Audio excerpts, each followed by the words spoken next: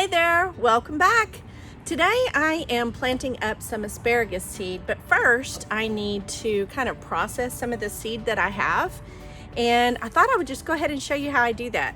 So I am lucky enough that I have several asparagus plants already that I planted from roots.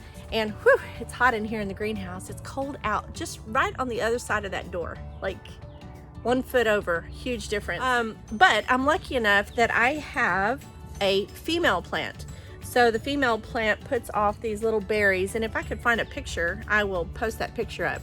But this little berry has about 4 seeds in it. And I did grow some last year from seed.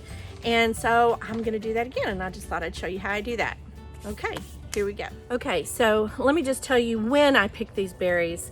I pick these berries when the spears will grow. If you're not familiar with asparagus, if you're new to asparagus, they'll grow up into the spears that we recognize as asparagus.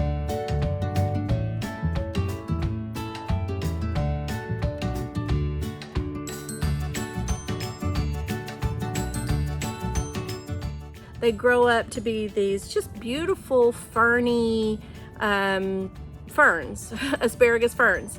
And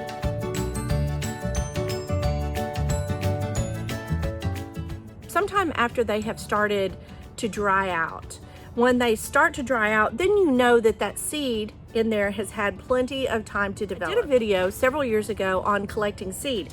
And the most important thing that you want to know is you don't want to grab that seed or start pulling those seeds off the minute you start seeing them.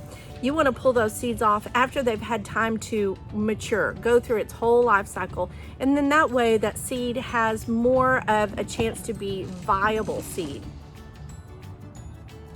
Let's take one of these that's a little bit more red. Okay. So if you do it whenever these seeds are red, they're just really kind of sticky and gross and messy.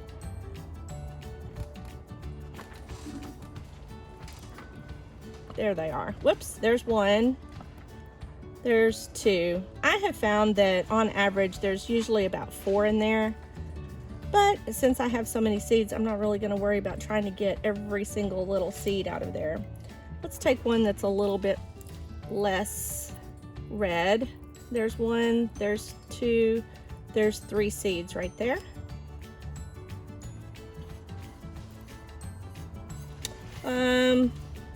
Let's take one of these that looks kind of, it's kind of mummified. And this one has, that one has a lot. 1, 2, 3, 4, 5. That one had 5 seeds in it.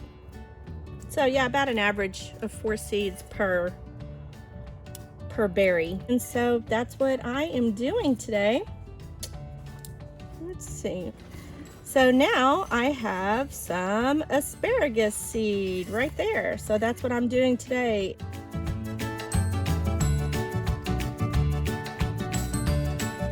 I am going to start these in the greenhouse because I'm not sure where I want to place them, and I think I'm just going to kind of baby them a little bit.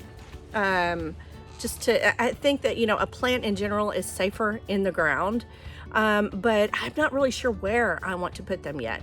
So sometimes you may hear me say, well, I direct sow larkspur, or I direct sow cilantro, but I may grow some in the greenhouse because I just want to kind of have the luxury of being able to move it without disturbing the root system so much. So a lot of times what I'll do is I'll go ahead and put in a couple of seeds because I'm not really sure about the germination rate on these. So I'll put 2 or 3 seeds in there. So what I could do is just kind of, I'm gonna smash up the berry a little bit just so it breaks through that kind of that membrane.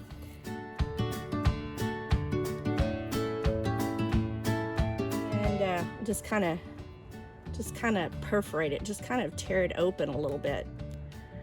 Well, this one's really sticky. That's one of those sticky ones. There we go. Now we got some seeds showing.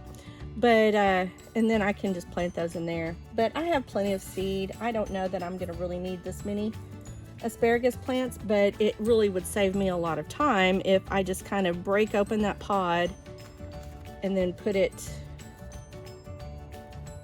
put it in there like that. But I am making sure that there is some seed in there. Whoops, that one popped out. I'll just go ahead and put a few in there. But I could just put one of these berries in the cell like that, but I don't know how long it will actually take it for it to break down, so I'm just kind of tearing it open. But that's kind of like a plastic ball, so I'm just going to kind of open that up so the water can get in, they can germinate easier and faster, helping it along a little bit. There's one right there. And then I'll just cover these with a little bit of soil. I'll label them with my plant markers. The rule of thumb is that you want to cover the seed as much as the seed is big or thick. So I'm going to cover it with about that much soil. And that's the rule I go by anyway.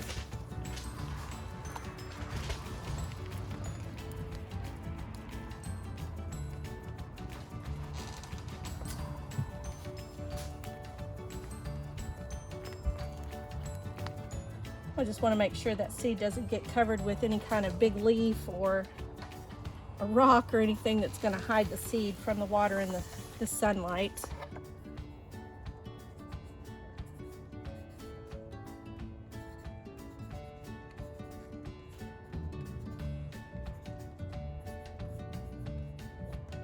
Asparagus, did I spell that right? There we go. All right. Woo, it's getting hot in here. But that is how I plant my asparagus seeds. And I'll put my handy dandy little plant marker in it that we did the video on the other day. And then I will just keep them in here in the nursery until they start to grow. And then I'll figure out where I'm gonna put them. I just don't know right now where I'm gonna put them. And that is how I'm planting my asparagus seed that I collected from the parent material. Again, you'll know if you have a female plant if it puts off those little berries. I have male plants next to them because they don't put off the berries. So I did grow them from seed last year and there was no problem with them germinating and growing into little asparagus plants. So I guess that will do it for this one. Until next time, oh, don't forget to subscribe and hit the little bell if you when you want to be alerted when a new video comes out.